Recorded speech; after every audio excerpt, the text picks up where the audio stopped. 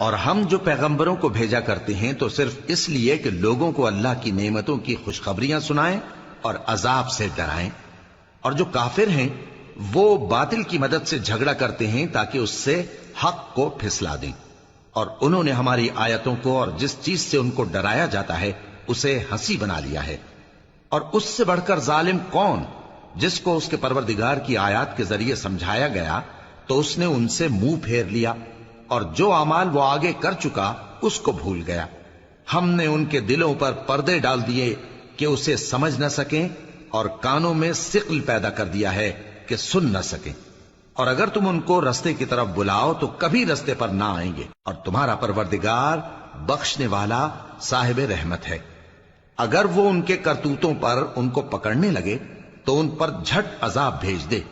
مگر ان کے لیے ایک وقت مقرر کر رکھا ہے کہ اس کے عذاب سے کوئی پناہ کی جگہ نہ پائیں گے۔